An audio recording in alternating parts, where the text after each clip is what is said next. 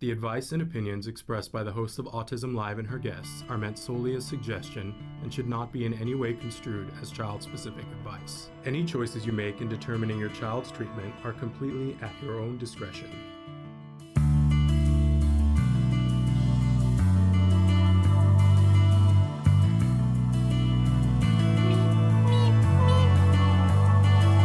Good morning and welcome to Autism Live. I'm Shannon Penrod.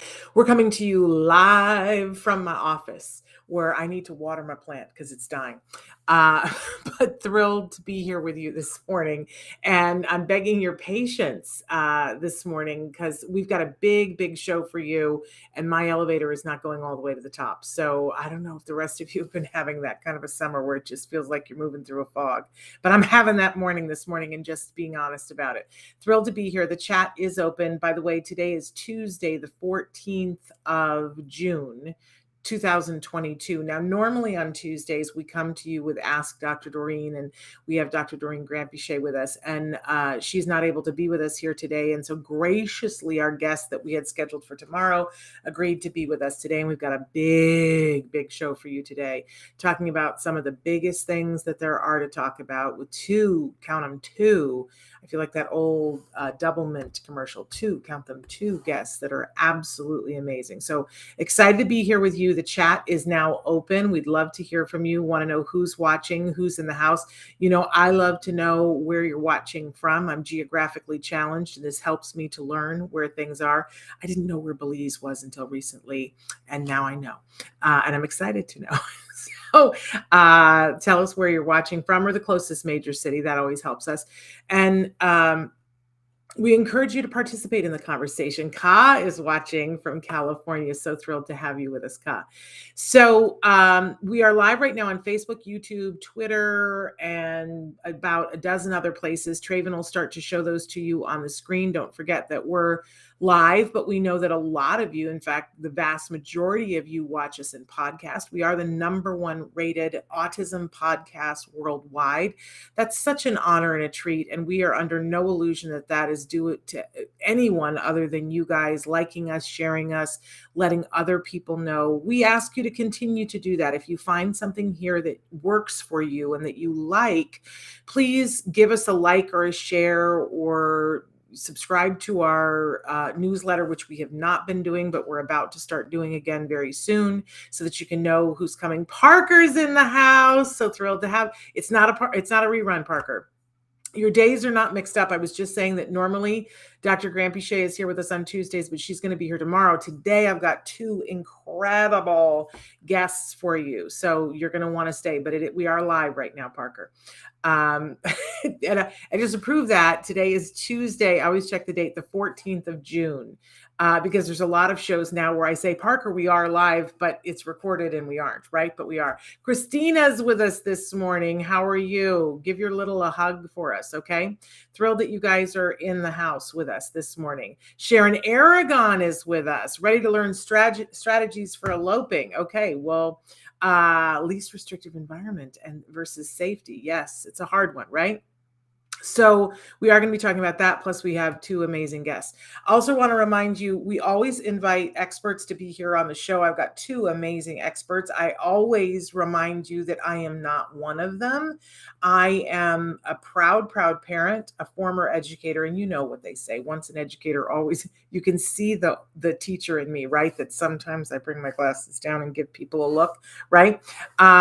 So I want to learn, and I think the best teachers want to learn. I always want to have that front row seat in the classroom and have my hand raised to volunteer because I want to learn. Why do I care so much about this community? Because I'm a pony. I'm a parent of a neurodiverse individual. There's a big discussion about the difference between neurodiverse and divergent right now that I'm not in agreement with. What else is new? And Christina says sensory input needs are high lately, LOL. Well, you know, that makes sense though, doesn't it? Because you just have had a change in schedule and, you know, not going to the same classroom that we were going to before. And anytime there's this, you know, as a person, I have sensory issues, not to the point of having a diagnosis. So I can only ever put it through my filter and go, okay, it must be worse for our kids, right? And boy, you change anything on me and I can't remember anything. I'm like, what's happening right here? And I get overwhelmed very easily, right? So if I'm like that, what must it be like for our kids who finally get in a groove? They're in a classroom. Okay, I know this is what we do today. And so I can manage the sensory things because I know what to expect. And then the schedule changes, right? So makes total sense, right? And Parker says there are self-advocates out there that believe that parents are not a part of the autism community. I don't know why people think that. Well, I can understand why people think that, honestly, Parker. I totally understand and respect that because I think that there are different levels. I picture this sort of like a solar system, right? And the sun is the center and everything revolves around the sun. And for me, the sun is people who are on the autism spectrum. And I can't understand what it is like to be them. I'm not ever going to understand that as hard as I try and as much as I learn and as many times as I raise my hand, I am never fully going to understand what it is like. That doesn't mean that I can't have empathy. That doesn't mean I can't be a good ally. It doesn't mean that I can't be a part of supporting and being joyous and loving that son, right? But I'm never going to understand what it's like to be the son. But I do think that and so I think that that's an important distinction to make, but I also think that when people say, well, you can't understand my experience, so you can't be a part of it, that's short-sighted. I do think, and I am learning that it is very important to those people. If you aren't me, don't speak for me. And that sometimes when we talk about autism, that they feel like that's us speaking for them. And I always want to be cognizant and mindful of that. But I don't think that that I I'm trying to think of a perfect analogy and not liking any of the ones that I come up. I don't think that we should have a hard boundary that unless you are this thing, then you can't have any experience with it, because that is a little short-sighted too. We all have different perspectives, and those different perspectives make up the world, make up everything that we see in art. And I think that perspective is the most fascinating thing. The example I'm going to use is that we do this show and we do it in a format because it's from the way I see things, right? Which doesn't always jive with how people on the spectrum see things. We just need to accept that, right? But we started doing stories from the spectrum, and I have said to our artists that we have do things for stories on the spectrum. And by the way, they get paid. It's not a lot, but they do get paid for their work. And my son, who is a filmmaker, I went to him early on and I said, I really want something that focuses on Wyatt because he's an amazing artist. And Wyatt is not a filmmaker right now in his life. So that's not what he's pursuing. Not that he can't, but that's not what he's pursuing. So I assigned my son and I said, I want you to go make a film about Wyatt. He goes, well, what is it you want, Mom? And I said, no. I want you to go do it. I want you to make a film, and here are the parameters. It needs to be, around this many minutes, but I'll take you over. I'll set up the appointment so that you can see him paint in a couple of different ways, but you tell whatever story you want to tell, dude. You're the filmmaker. You be the artist, right? I'm commissioning a work, but and here's the subject matter, but then you tell the story. And then when I saw what he did, it took my breath away because it wasn't the story that I would have told. It was so much better. And it just proved for me that it's the reason why we're doing stories from the spectrum, because we have to allow people to tell their stories in the way that they want to tell them, right? So I do get it why self-advocates go, hey, don't always just listen to the way the parents tell the story. There's another story here. But I don't want us to be cut out entirely, because we have our own story to tell. We have our own journey that we're on. And when I was doing my one-woman show, Autism Monologues, there was a young man who came on the spectrum, and he was working as my house manager for me. And then he viewed the show. And then afterwards he came up to me and he said, can I ask you something? And I said, sure. And he goes, was that all true? Is that how it felt for you? And I said, well, yeah, I mean, it's a funny comic out there sort of look at it, but yeah, no, that's kind of what it felt like for me. And he was like, interesting. I never would have guessed that. And I thought, wow, look at that, look at that, look at that. That's pretty amazing, because I always want to know what it's like for those of you on the spectrum. I don't think that a lot of people on the spectrum have asked me what it is like for me. I get it. I understand why, but I understand. Okay, so I digressed, and we have guests. We have two guests. I can't be taking all this much time, but I love the conversation that you guys have going on, and we're going to cycle back to some of that. So let's take a look right now. We like to start the show with something we fondly refer to as Jargon of the Day. You guys have seen what the jargon is today. It's a doozy, right? It's one that takes our breath away, so let's get to it. Our term today is elopement, and you know that what we like to do sometimes, we give you the actual definition, we make fun of it when it's appropriate. There's no making fun of this one. And then we give you a working definition so that you can hopefully begin to understand what it is, right? And then I usually try to give you some context. So here's the thing. This word is the very reason why we do Jargon of the Day, because sometimes you see a word and you go, well, I think I know what that means. And I don't know about you, but when I first saw elopement and people were talking to me about elopement, I was like, well, are you worried that when he's 17, he's going to go off with some girl and go to Niagara Falls and get married? I'm not worried about that today. Right? If that happens when he's 17, 18, whatever, we'll deal with it. But, he's 3. Why are you guys so concerned about elopement? That's where my head seriously was. Not making a joke. I really thought that that's what they were talking about when people run away to get married. It's not. This is a matter of life and death. So let's take a look at what our actual definition for elopement is. When an individual with cognitive challenges or special needs wanders, runs away from, or leaves a safe environment without notice or permission.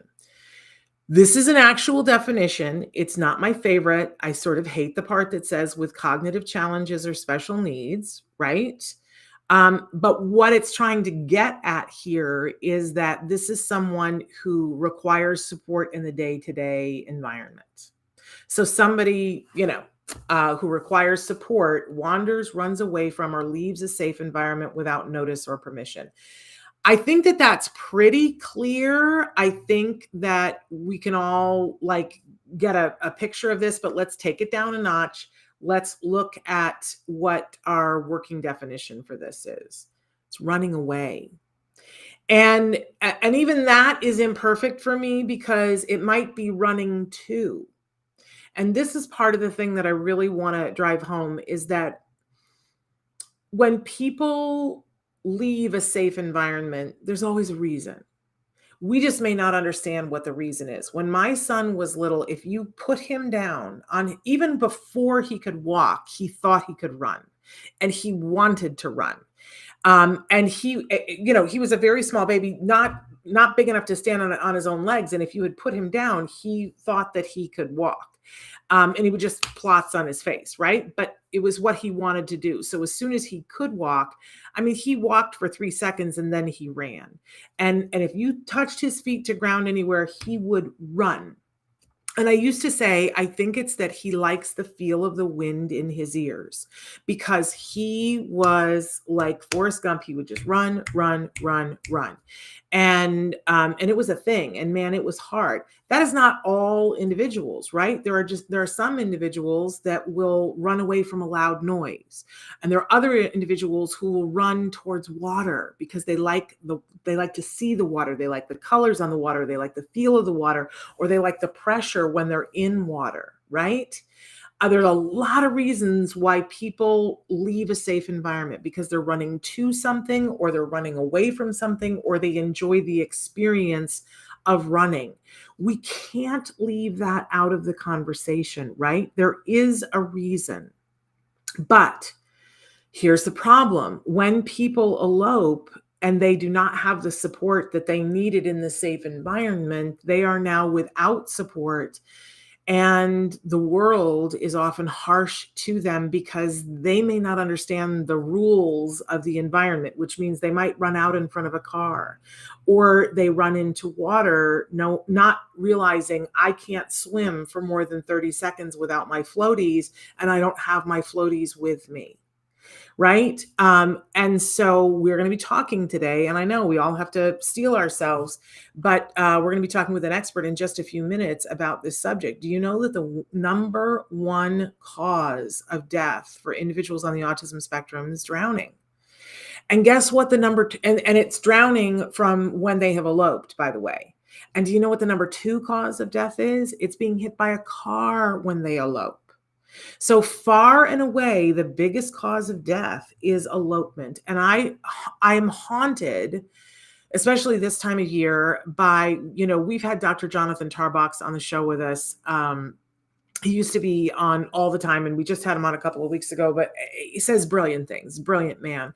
But one of the things that he said that haunts me to this day is that he said, for every parent that's out there that has a kiddo that needs significant support and does not know safety rules by heart 100% all the time, I want you to picture that your child, your beautiful child that you love more than anything else, stares you right in the eye and says, the very first time that there's any opportunity, I'm going to run into danger. And that if your child were to look you in the eye and say that, what would you do? And you should do that today. That is what you should do today, whatever that is.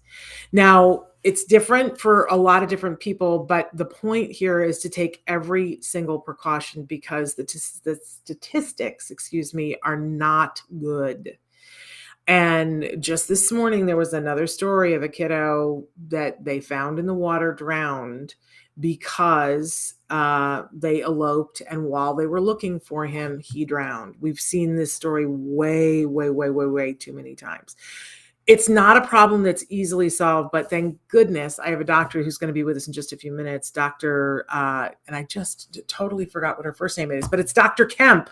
Dr. Kemp is going to be with us in just a minute, and she's going to be talking with us about things that we can do. So hold on to that thought for a minute. We're not going to leave you high and dry on this. We're going to give you some things to actually do.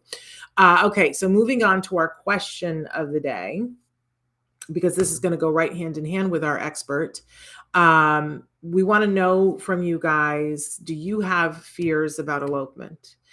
And if you don't, it's because you're 100% sure that your child has gone through such extensive training that they now understand the rules wherever they go. Can I tell you that my biggest fear was that I would never be in that category, that I would never be able to go someplace and not fear my son running away and being in danger. I thought that my whole life was going to be that, and it isn't. It isn't, and I really couldn't see how it would ever be, but I can tell you that I don't have that fear anymore.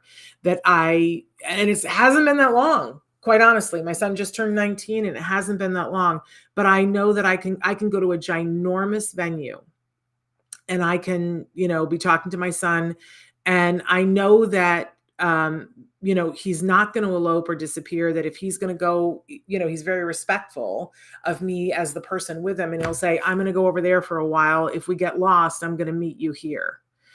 You know what I mean? Which is an amazing thing. So I want to put hope in your pocket that, because when he was 3, 4, 5, 6, 7, 8, 9, 10, 11, 12, 13, 14, 15, even, I was like, that's not going to happen. But it can. It takes an awful lot of work. Okay. So write in and tell us. And Parker says, I have fear for every kid on the spectrum. Kidnapping are a thing as well. We need to teach autistic kids about stranger danger as well as teaching them how to swim. Amen to that, Parker. Amen to that. And you can. My son was taught stranger danger. I've talked about this extensively on the show about the trainings that they put him through, and the day that we'd gone through all these different things, and the day that they had it set up, and there were people all over a Walmart, and my husband was there, and my husband was instructed to walk away from my son. And they had a person who was a therapist playing an actor role who went up and said, "Hey, I've got a puppy in the car that needs to be fed. Can you help me?" And to see what my son would do. Woo, right? But he passed with flying colors. So you can teach your kids. And that goes for all of our kids, right? But keep writing in. Okay, our topic this week, really important to me, that we're still talking about seeing whole individuals. And this is a part of it. We need to see that these are people, our kiddos who are eloping are people who want to go to something or away from something. We've covered Romario Snow on this show before, who has eloped a couple of times. One time he was missing for 27 days because he was in a store and they were playing something on the TV that was violent. And his mom was saying to the shop owner, "Can you please turn that off?" But before they could do it, Romario ran out the door, and he ran as hard as he could because he wanted to get away from that. And by the time he realized, he's a runner, he's a marathon runner. And by the time he realized, "I don't know where I am," his mom didn't know where he was either for 27 days, right? We need to see these people as whole people who have sensory needs that they run to and sensory needs that they run away from. And we cannot start to work on elopement without thinking about those kinds of things. Okay. Dr. Kemp is here with us, and so I don't want to belabor this too much because I want to bring her in. Dr. Kemp is a pediatric occupational therapist and assistant professor in the School of Health and Rehabilitation Sciences at Ohio State University. She has expertise in sensory integration. I know you guys are going to love that. Feeding and aquatics, which feeds her clinical teaching and research in adaptive sports. Dr. Kemp's primary professional area of interest is supporting students and educators in the use of evidence-based practice, as well as innovative ways to push occupational therapy into the community. She's here with us today to talk specifically about the number one cause of death in our kiddos on the autism spectrum. So let's please welcome Dr. Erika Kemp. Hello. Thank you so much for having me. I'm so thrilled to have you here, and thank you for being so willing and changing the date at the last minute. We completely appreciate you. Sure. Yeah, not a problem. So we do jargon of the day every day, and we just did our jargon today was elopement because I thought, well, that's going to feed real well into the topic that we're talking about with you. I want to talk about swimming broadly with you because I know that there's a wide variety of things that you can talk about here. Because obviously, one of the things that we can do is teach them how to swim, right? But let's talk about what some of the challenges are around water all the way around from your point of view as an expert. Well, I think that, just as right before you brought me in, you were talking about it, right? These sensory aspects of swimming. So many people in general love the feel of the pressure of the water on their bodies.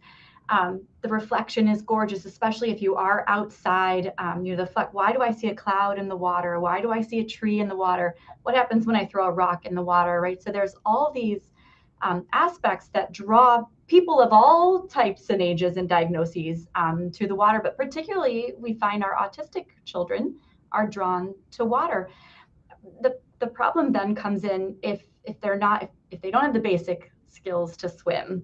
That's the first one, but then also just that safety awareness in an aquatic environment. And what happens if I step into a lake? What happens if I get too close to the edge of a pool? And it's just so individualized, I think, to each kid, each person, as to what they need to be safe in an aquatic environment. But I think talk to us a little bit about there are skills that we can be teaching our kids so that they do have, for instance, the gross motor skills to be able to demonstrate those in a water situation, correct? Right. So there's a lot of things that we can work on with our kids. So teaching them how to get in and out of a pool, making sure they have the upper body strength and the coordination to use a ladder, right? And so you can do that in and out of a pool. You can also work on climbing a step stool in the house, right? There's other ways to teach them that motor and then helping generalize over. you mentioned flotation earlier, and I think that that's an interesting thing to think about. Do you teach your kid to swim with or without flotation? Most kids, as they get exposure to swimming, they're going to use a bicycle kick first. And that may not be a very efficient kick to move through the water.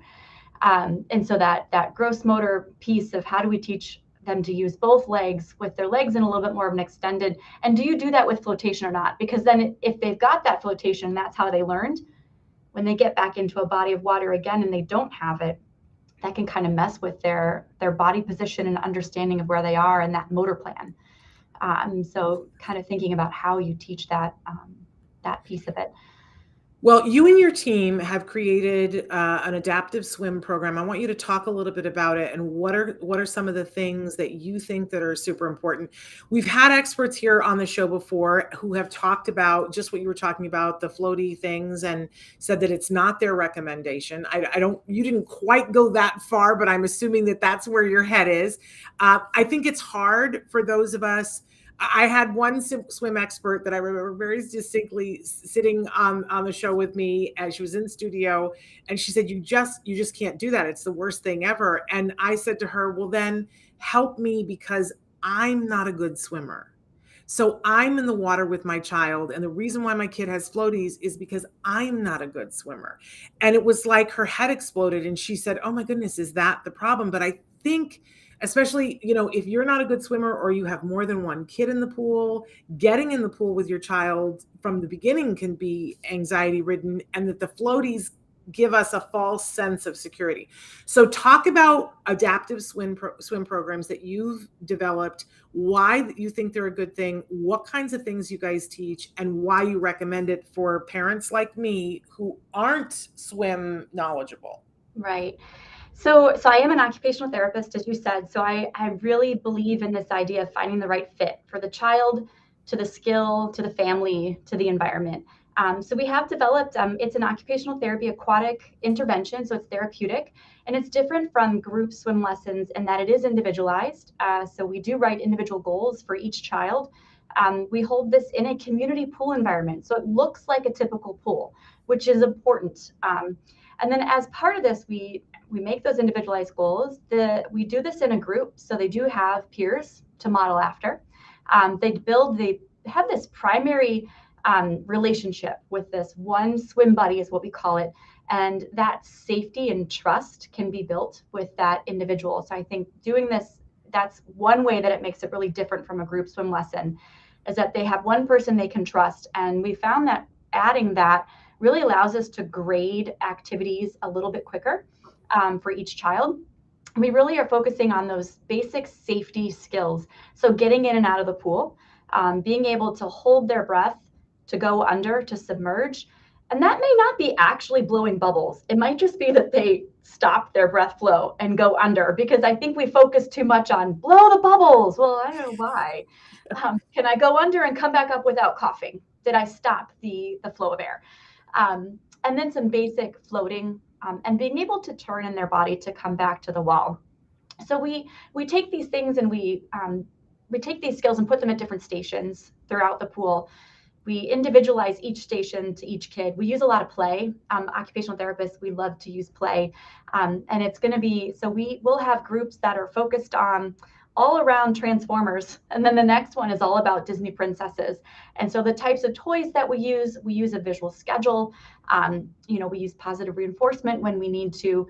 This idea of structured activities within a larger group has really made a big difference for this. And then we also teach that quote unquote hidden curriculum. Who is the lifeguard? Why should you know who the lifeguard is? What type of swimsuits are they wearing? We also do things like orient them to the pool depth, right? So where is the shallow end? Where does the depth start to get a little bit deeper? Because most drownings tend to happen where it just goes over their head, where they just realize, oh, that was too deep. So we orient both the parents and the kids to that as well. And then, sounds can be really tough in a pool environment. So working with whistles and bells or whatever it is that, and we work with the families on this. Where are you going to go? What kind of pool are you going to be at? And we find out, well, do they use whistles? Do they have a bell? Do they have a sound system? And kind of layer in some of those sensory challenges on top of all of this. And I think a lot of times people, because there are so many different aspects to this sensory wise, it becomes one of those things that gets relegated to the back burner. We're not going to work on the swimming thing because we're working on the speech or we're working on this. When in fact, you're working on a lot of different skills in the pool that have a global effect on everything that the child does. Talk a little bit about the things that you already have talked a little bit, but talk some more about some of the things that you teach, and then tell us some of the success stories that you've seen about how this transfers to other things as well, Dr. Kemp. Yeah, I really believe that sensory integration is a core piece that we all need to work on. You can't move without understanding your environment. You can't react emotionally, cognitively without understanding your environment. So we do use a lot of sensory approaches in the pool. And, we see overall confidence blooms with so many children once they have mastered sort of this motor skill or this sensory masterful of being able to do something. So, we have kids that are now doing synchronized swim teams that would have never put their head underwater. And now they're on a synchronized swim team. We've also had kids move on to like an adaptive inclusive swim team, like for stroke development. We've had people that have been able to then go to a typical community swim lesson after they figured out how this works and what this might look like and got some of that basic comfort with the water. They were able to go right back into their community, which is another great thing. There's a time and a place for a therapeutic intervention, and then there's a way for us to move kids into where they should be in the communities. So we've had a lot of different success with those types of things. Now, and you're doing research on this as well, correct? I am, yeah. And your initial research has been, what I'm hearing is that it's really great that the program is working and that it's helping in lots of different areas. So what's the next step now for the research? What happens next? So we've put 17 kids through this feasibility study to see, does this work? Does this work for parents? Do the parents like it? Do the kids like it? And the overwhelming response has been, I don't want it to stop, because the kids talk about swimming all day to their parents on the day that they get to come. It's been, the feasibility has been shown. So we did just receive funding from the American Occupational Therapy Foundation to put another 36 kids through to make sure that this tweak our protocol a little bit, add another measure for swim skills in, add some more engagement measures. And hopefully the goal when we finish this study, we should have a manualized protocol and a fidelity measure that any other site should be able to pick up and follow. Because I don't want this just to be here in Columbus, Ohio, right? We want this to be available. It's really hard to find adaptive lessons, right? And some of the, there are so many reasons why. But my hope is that if we can have this protocol and fidelity measure, that this could be reproduced kind of across the country. Well, that feeds right into some of the questions that they're writing online. People are saying, I didn't know that there was such a thing as an aquatic OT. I'm going to be honest with you. Although when we would get to the summer, it took us a lot of years to discover this, but one year we got to the summer and they offered us for the OT to meet my son in the pool twice a week. And I was like, was that always a thing? Was that a thing that we could have done during the summer months?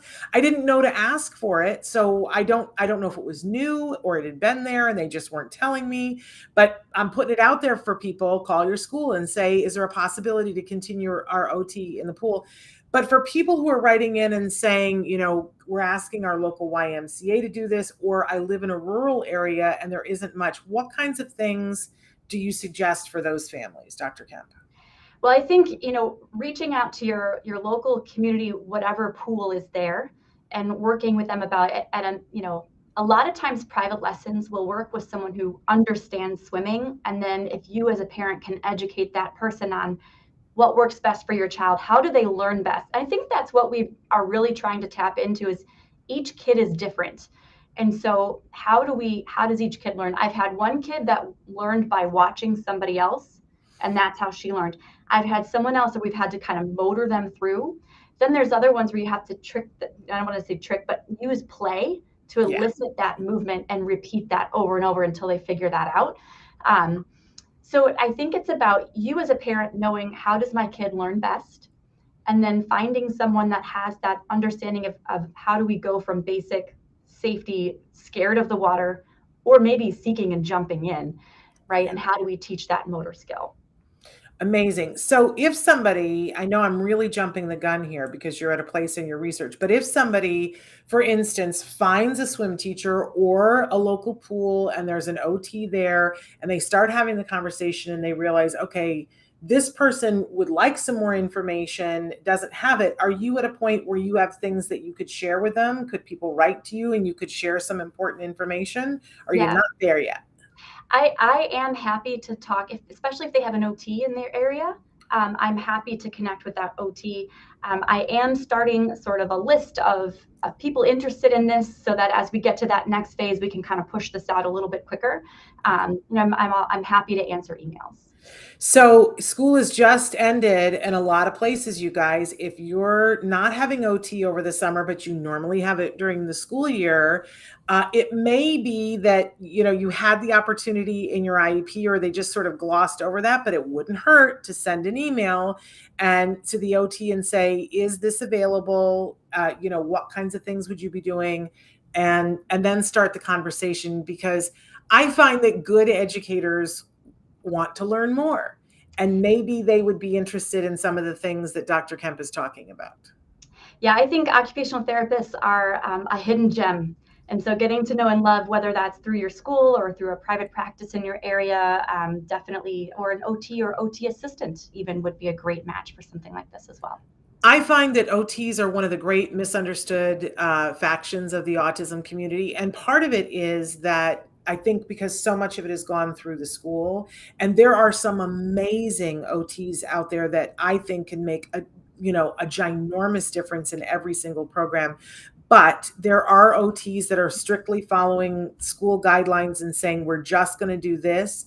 And I think as parents and for our audience, our parents and our people that are on the spectrum, we have to push and ask for more things, because the bucket is deeper than we know that it is. And I think you're right about the skills in the pool carry over in so many ways. We can address all kinds of goals in the pool. And if your school has a swim module in the PE curriculum, then OT could potentially help them access that specially designed program, but it depends on the school.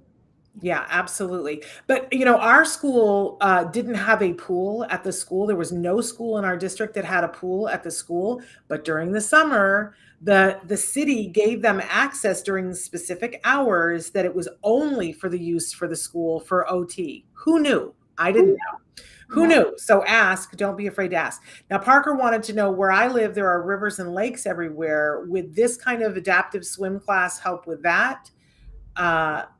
Yes, I think it would, because rivers are a little bit different. You'd want to think about also making sure that wherever you do some swimming is going to involve training around a current, right? So a lazy river or some water slides or something like that, because you do have that piece.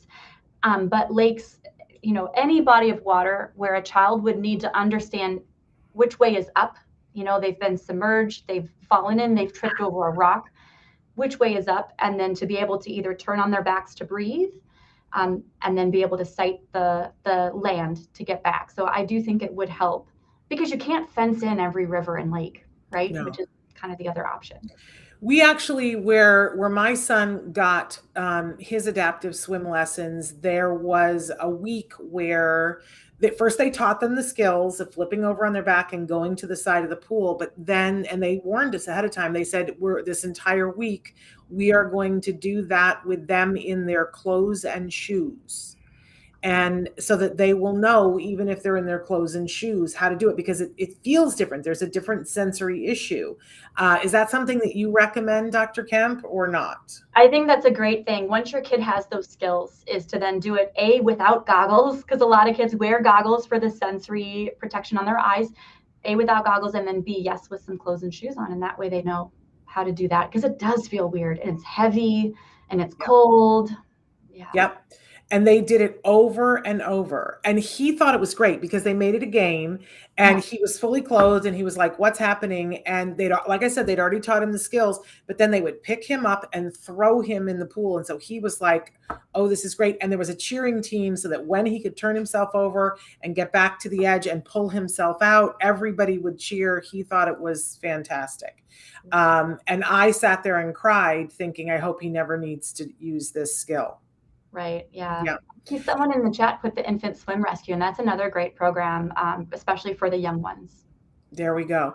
I got to ask you before we let you go, I'm always intrigued by the people that we have on the show and the fact that they've devoted their lives to our kids and to helping them and are so compassionate. And here you are, you're this amazing person. What led you to this profession? What's your why? Why are our kids the thing that drives you? You know what? I grew up as a swimmer and I loved playing. And when I became a pediatric occupational therapist, I realized there's so much potential for kids to be able to play and for families to go to pools and that sort of thing. So I just love the success stories. I love seeing even the kids that the progress is very slow. You see the joy in the kids, and that makes me very happy. Well, listen, we just respect and admire you so much. A late question just came. Lori wants to know, my son cannot get the back float. He has issues staying there on his back in swim lessons. How do we get past this? Yeah, he probably has, my guess is he has some vestibular, some movement sensitivities. And so I would think about working on some of that on land as much as you can and taking it very slowly. But you can also just really work on treading water in an upright, almost getting a front float with the head up. If they won't go on their back, then that's the next thing we go towards. Can we do sort of a side or a front float with the head elevated? And it's interesting. Kids, once they learn to kind of relax, let their bodies go, it will eventually come. But back float can be tough because of that movement piece. Can I ask, because I love the sensation of floating on my back, but I'm somebody who has lots of inner ear issues and I get dizzy and I can't stand it when I have swimmer's ear with the water in my ear. I cannot stand it. So I won't float on my back because sometimes water gets in my ear. Is there something that you recommend that will keep water out of, because I'm wondering maybe some of our kids have this issue too, because it's the most unpleasant feeling in the world when you have that water stuck in your ear. I agree. It is awful. If kids will tolerate wax earplugs, they mold really nicely. They also can help keep noise down in a pool environment. So that's one thing to try. Like after ear tubes, a lot of kids will wear those kinds of things. Okay. Yeah. Okay, so the wax, and somebody else said silicone. I don't know about these, but I'm going to check them out. All right, fantastic. Dr. Kemp, tell us where people can find, if somebody's living in Columbus, Ohio, how would they find your program? Yeah, so we do have a website that's under development. And so I'll just should I put it in the chat or do you want me just to say it? Oh, no, because they don't get your chat. Yeah. Okay. So it's the letter U.OSU for Ohio State University.edu / and it's aquatic, AQUOTIC. Or they can also email me and it's just my first name last name at osumc.edu.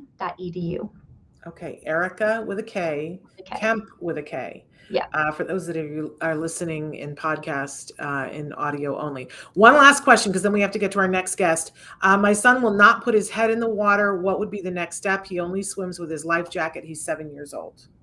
So I would do a lot of splashing toleration or dumping and pouring and see if he can just get used to the water on his head. And then I'll just very slowly chin to lips. You can kiss the water. You can paint your face with the water, anything just to build up tolerance slowly. There we go. Make it worth his while too. They want to know, do you have an Instagram? I don't. That's a good idea. I mean, I have one, but I don't ever put anything on it. So, all right. Well, everybody's on it. So maybe that's the next horizon. Dr. Kemp, thank you so much for being with us. We've enjoyed this so much. I hope you have a wonderful summer in the pool. Thank you so much for having me.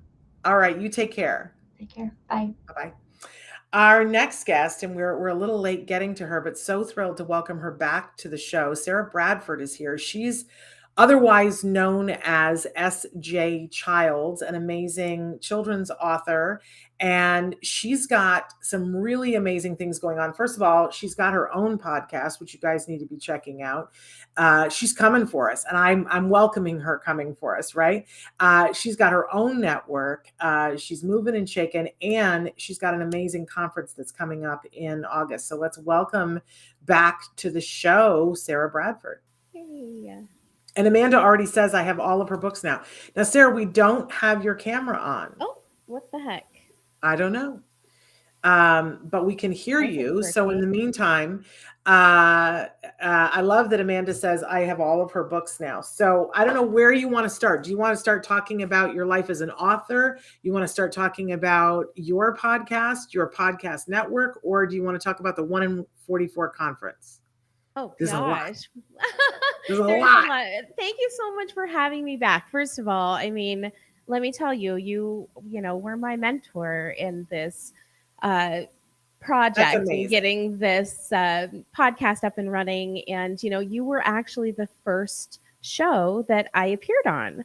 And so I just am so grateful for kind of what you've kind of, given me and taught me through this experience. So thank you. And no, thank you, because that's amazing. I take absolutely no credit, but I love it when people go, I'm going to go do this and do, so I have nothing but respect. You're moving and shaking, girl.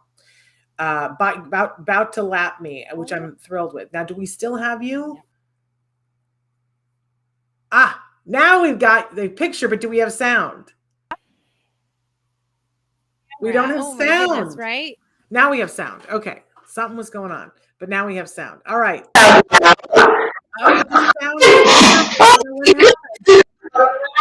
didn't need any of this now. I don't know what's going on.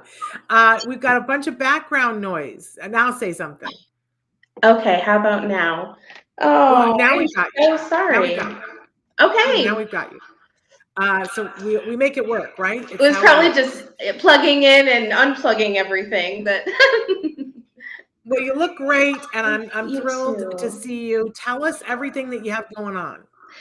Oh my goodness. So the books, I have the children's books still, which have turned into more of a donation to schools and to projects in the community. I haven't put my focus into, marketing as much as I just really want to share them with the families. In fact, I keep a box in my car so that I can give them to kids at the grocery store when I see them crying in the parking lot and things like that. I love that. It's fun. And I love to get fidget boxes and keep fidget toys in my purse too, for the same reason. Because sometimes just offering that little bit of understanding and, it is so nice. Okay, I'm going to do what Travis is asking me to do here. Okay.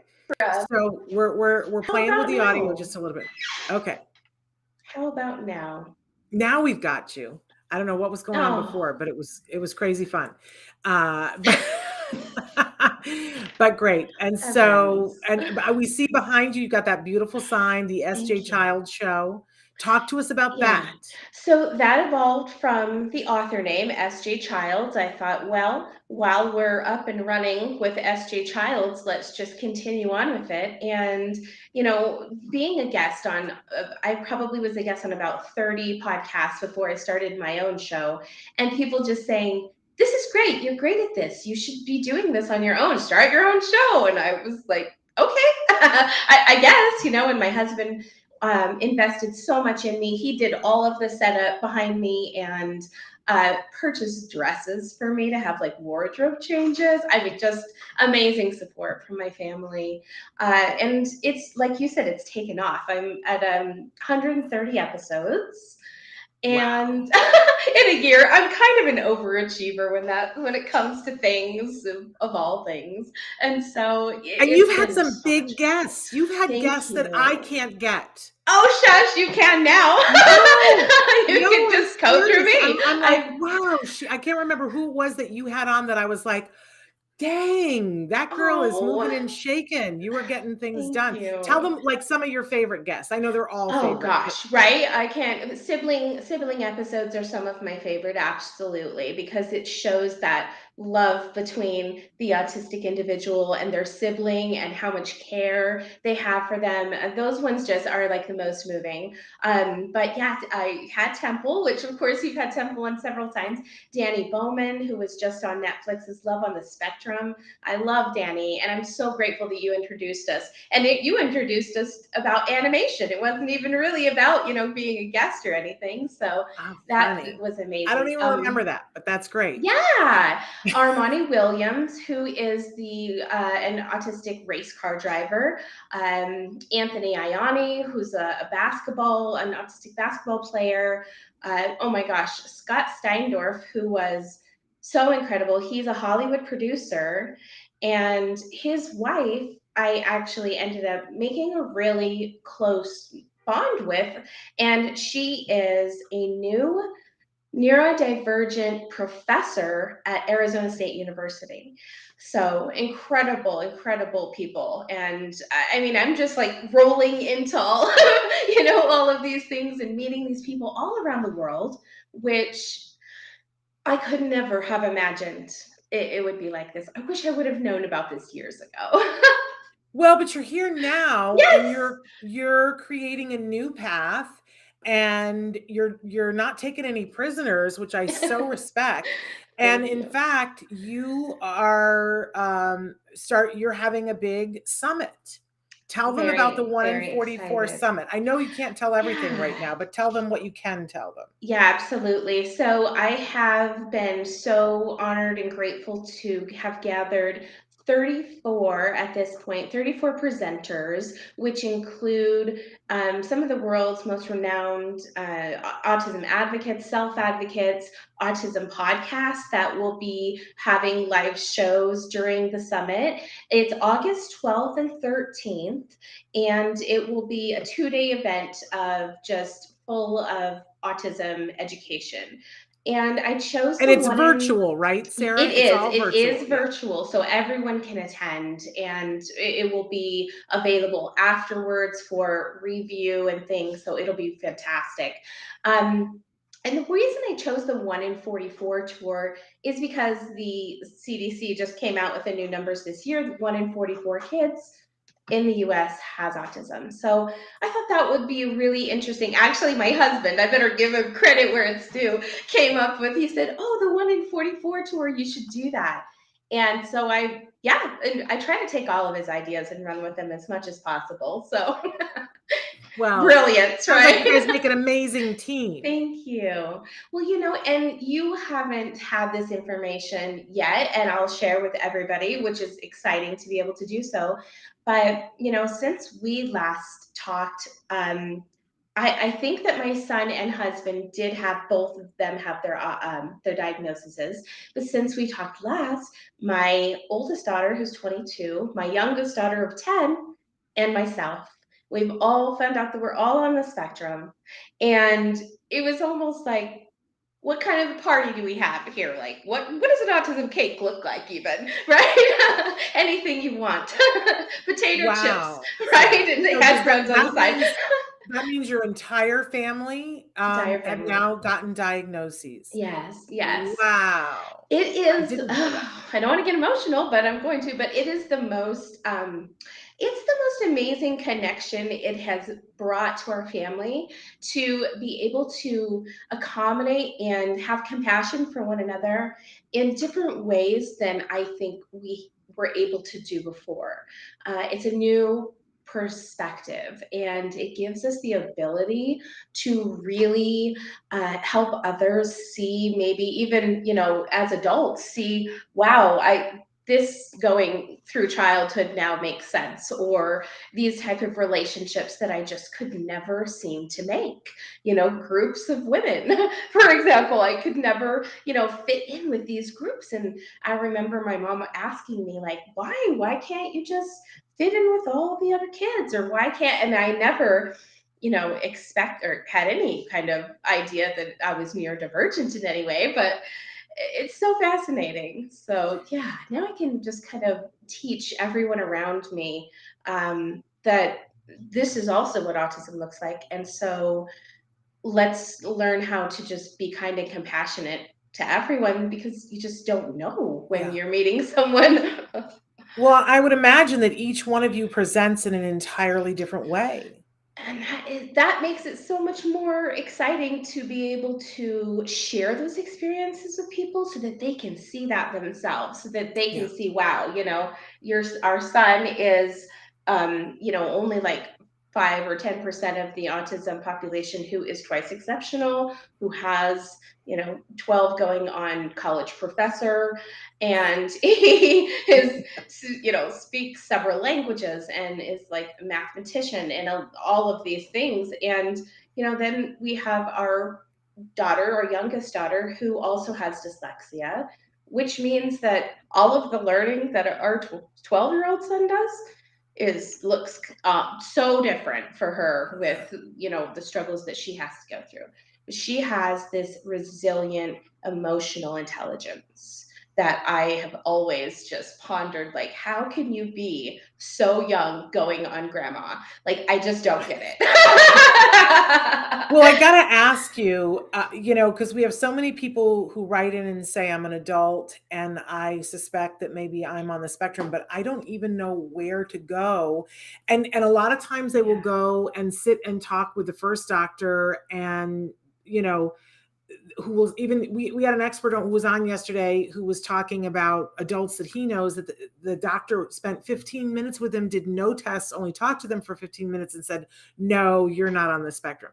So how on earth, where did you go? Like, what tips do you have for people in terms of if they want to get a diagnosis? Yeah, absolutely. And it's so interesting because for my kids, it was through the health department, through the school system. But for my the adults in my life, my adult daughter, it was self-diagnosis for her. So, which is very valid. I just want people to know that. But for me, I went to a place and had a brain scan, a QEEG done, which it's kind of new, and they basically do brain mapping, which shows which patterns of thinking your brain has, and then they match it up with 100 previous ones that have autism, have ADHD, insomnia, anxiety, kind of the things. And when you go in, like, from my personal experience, when I went in, I filled out this huge 6-page of symptoms, or if you will, and kind of ideas that I had about myself. And then they did the brain scan, and then they did something really interesting after that. It was like a 1-hour reflex assessment. They assessed every reflex that I could have ever had in my body that you're supposed to apparently lose between birth and 3 months old. And if you still have these reflexes, then those are signs of the neurodiverse Wow. patterns. Yeah. So it's interesting. It's new. And so I'm kind of calling my own personal finding rather than a diagnosis, because it wasn't through a psychiatrist or a psychologist. But it's still, I still have the map. It shows autism, it shows the ADHD, the anxiety, which I knew, but some things I didn't know, like OCD. Like, I would never call myself anything like that, except for maybe if you got into my computer and looked at my fancy computer files. But otherwise, everything's a mess. It's chaos here. So with everybody being on the spectrum, it's a different level of chaos in every room. Can I just say this though? It's part of it is our experience of it and what it is that I would never have thought about it. I would never have met you and thought about that diagnosis at all. But now that you're telling me this, what it clicks for me is I look at all the things that you've accomplished in a short period of time. Thank you. And that often for me is a sign that there's other stuff going on. Yeah. Because you can't get the amount of stuff done that you have gotten done in the short period of time that I've known you honestly, and I think have one of those typical functioning experiences. I just don't see it happening that way. I agree. So, take that for what it's worth. But Lori has written in and said, way better than a color in the circle 1 to 10, and they go off those results. A brain scan. Who knew? Unbelievable. Tell us again what it was called, and can you tell us where you went to get it? Yeah, absolutely. I went to a place, I live in Salt Lake City, and so I went to a place called Bright Minds, and it was a neurological assessment center, I think is the full name. And it's a QEEG, brain mapping, brain scan. Okay. So yeah, definitely go research it and check it out. I'm sure you've heard of Dr. Ammon. Is that, am I saying his name correctly? I don't Dr. think I have. Ammon. He's very all over the internet and about autism, but he also kind of has pioneered in this region, I guess, or I don't know what to call it, this scientific area. And I think that,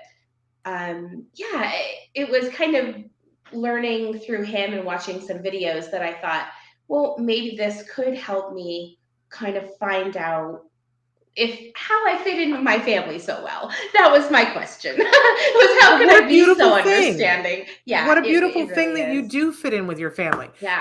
So here is my distractibility. What is the thing that you have bobbing up and down in the jar behind you? Is that a real live thing or is it a fake thing? It is a fake thing. They are jellyfish. They are bioelectric jellyfish. But they're not real. Yeah, they're not real, but aren't they fascinating? Yes. I'm fascinated by everything that you're saying, but I'm watching those jellyfish. They're really exciting. That's my distractibility. Okay, so we're totally out of time, but I'm keeping you a couple of minutes later because we haven't gotten through everything. Let's talk a little bit about if people want to know more about you, if they want to know more about your journey, if they want to be listening to the podcast, and if they want to be on the list to know more about the 1 in 44 Summit.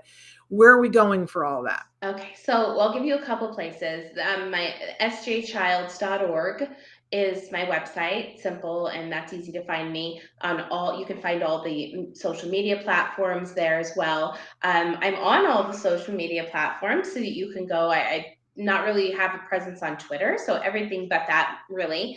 And you can also just Google Sara Bradford /autism. Otherwise, an English woman pops up with an H.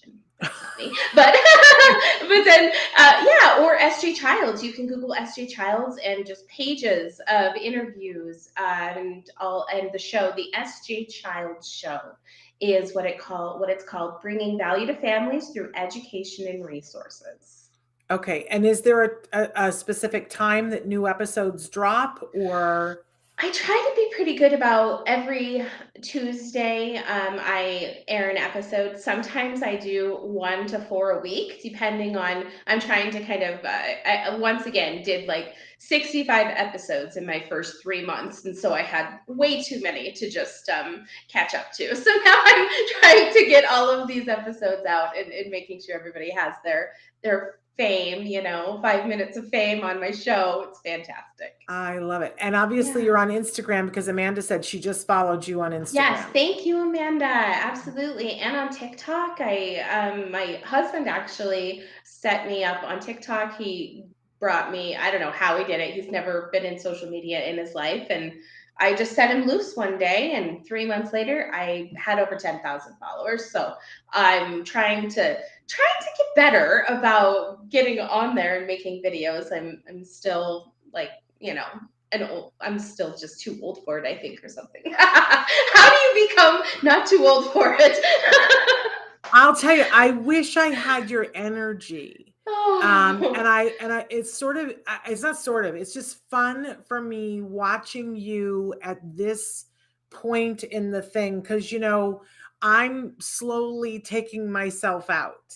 Because I'm at that point of it, that I'm working towards me not being on camera anymore. I'm sorry, you guys, that's where I'm going.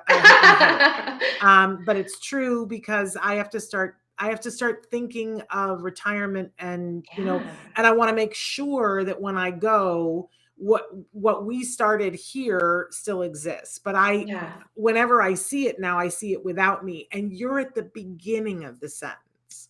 You're at the Yeah. very beginning, and you're just tearing it up. I'm so proud of you. Thank you. I'm so excited for you. I'm so excited to see all the things that you do and the energy that you are bringing to everything. It's Thank just you. remarkable, Sara. Oh, I'm so honored to hear that because, like I said, you have been a mentor to me, and whether you know it or not, I think that that's Well, that's super sweet. the most wonderful thing to have is people to look up to hope that you can fill their shoes someday, type of a thing. So No, yes, I we're I working think hard. no, you passed that. You're already past Oh, that. You're, like I said, you're overtaking me. So oh, bless your heart. I'm so glad that you're doing all the things that you're doing. Can't Thank wait to you. hear more about the 1 in 44. Yeah. I keep saying I meant to come to Utah, and then the pandemic happened because I have so many friends in Utah. I hope that I get to Utah at some point, and Me then we'll get to too. connect in person.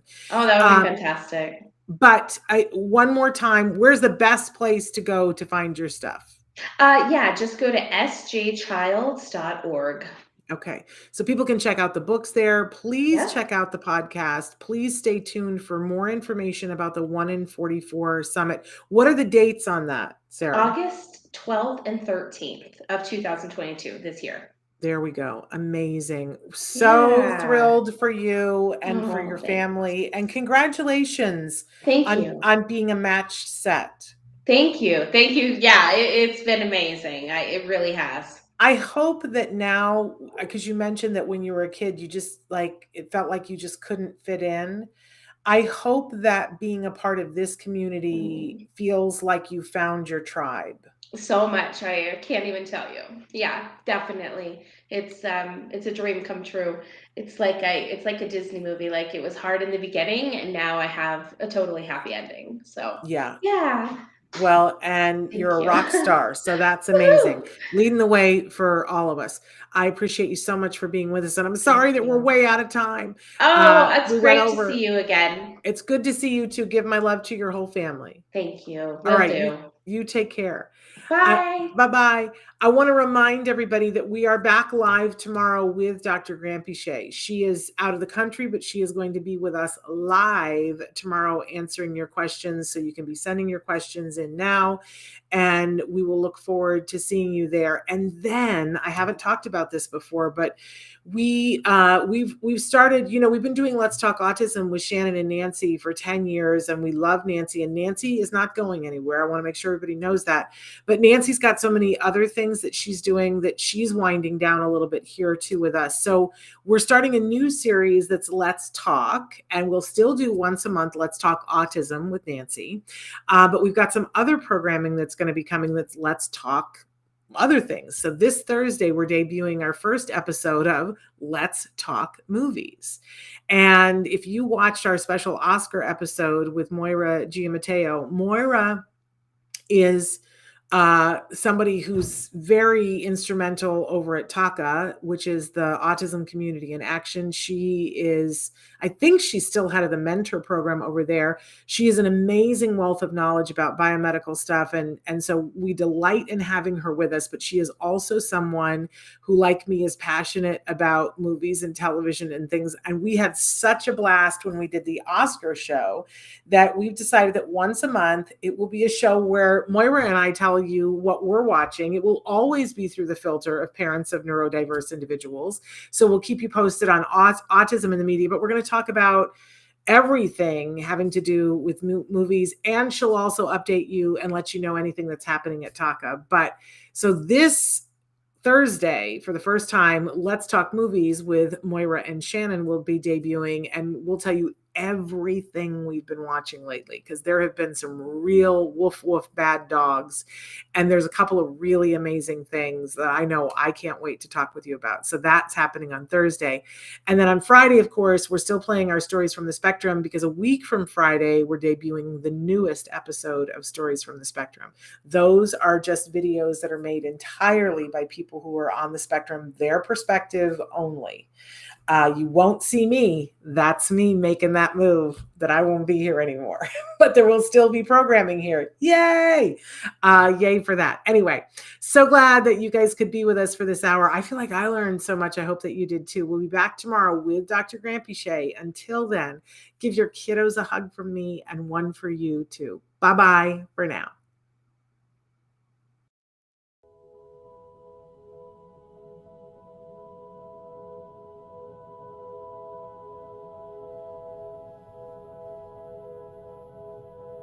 If you found anything helpful in this video, please give us a like. In fact, make sure that you smash that subscribe button on YouTube and give us a like on Facebook.